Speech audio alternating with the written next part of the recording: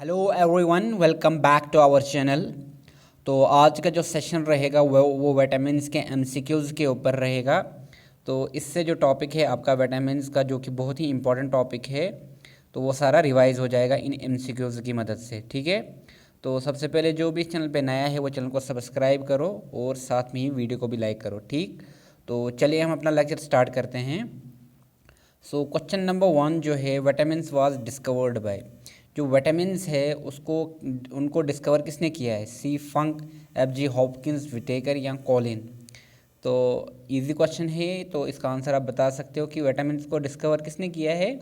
तो इसका जो राइट आंसर है वो सी फंक ने विटामिन्स को डिस्कवर किया है। ठीक, और जो विटामिन्स की टर्म जो कॉइन की है वो भी सी फंक ने की है। ठीक है, चलते हैं हम क्वेश्चन नंबर 2 के ऊपर।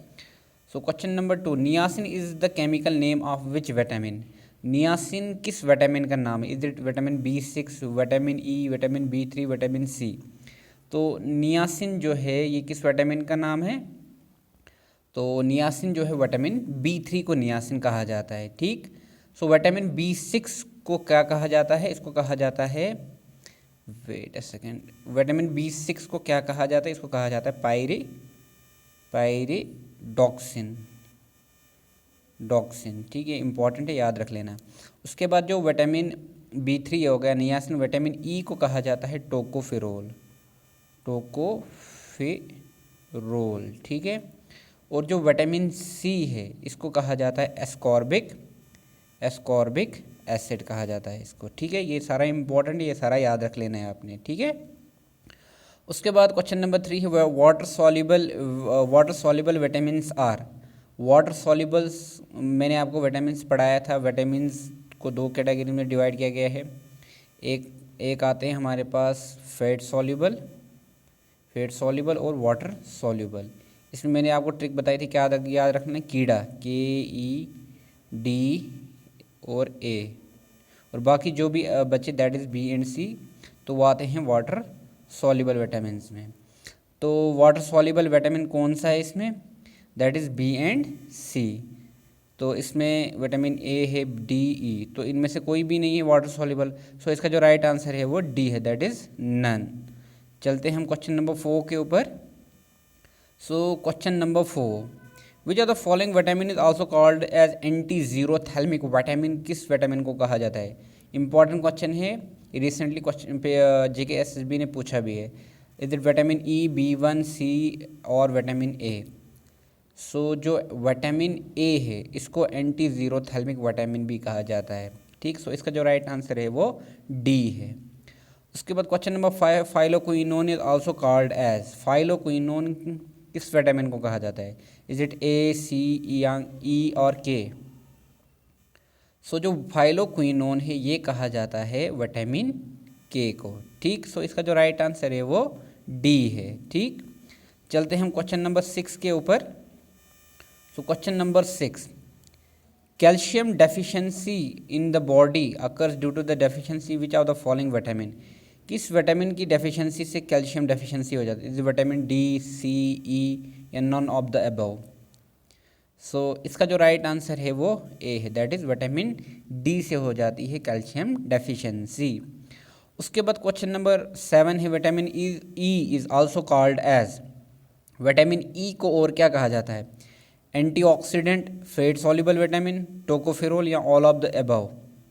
सो जो विटामिन A है ये एंटीऑक्सीडेंट भी काम करता है, फैट सॉल्युबल विटामिन भी है और इसको टोकोफेरोल भी कहा जाता है। सो इस क्वेश्चन का जो राइट आंसर है वो D है। ठीक, चलते हैं हम क्वेश्चन नंबर 8 के ऊपर। Rich source of vitamin B और विटामिन B किस में पाया जाता है? Is it liver, green leafy vegetables, egg yolk या none of the above?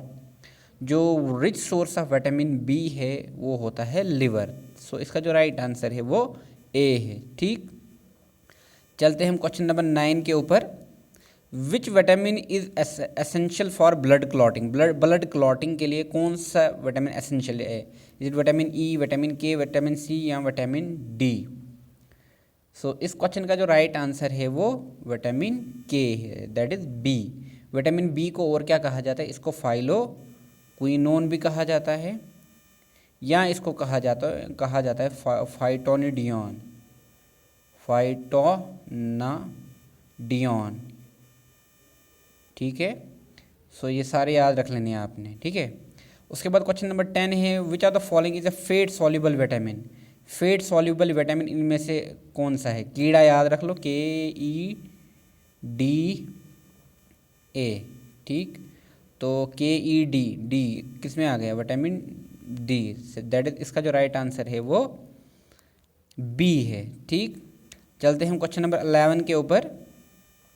So question number 11, which vitamin is essential for RBCs, red blood cells के लिए कौन सा विटामिन एसेंशियल है? Is it C, is it K, B1 या vitamin B9?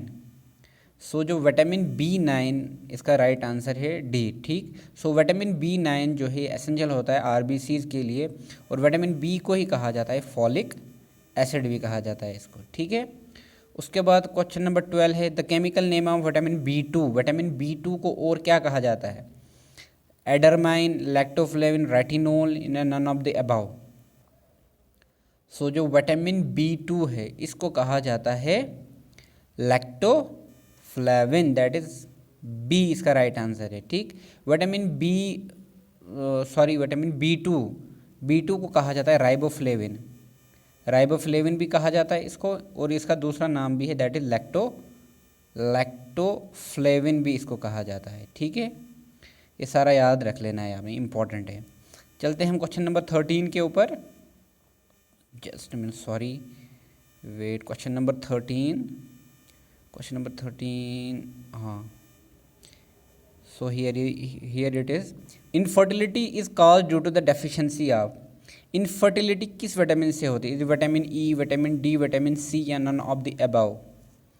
सो जो infertility हो जाती है वो हो जाती है किसकी वजह से? अगर डेफिशिएंसी हो गई तो किसकी वजह से हो जाता है? विटामिन E की वजह से। सो इसका जो राइट आंसर है वो A है।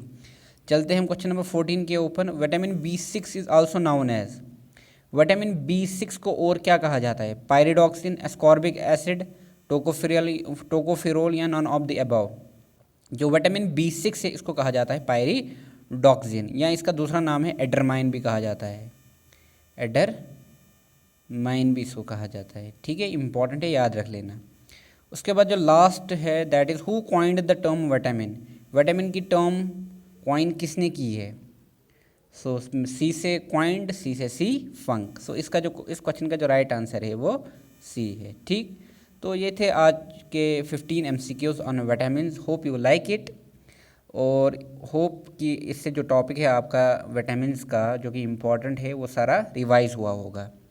तो thanks for the today session, and like the video and share the video. Thank you.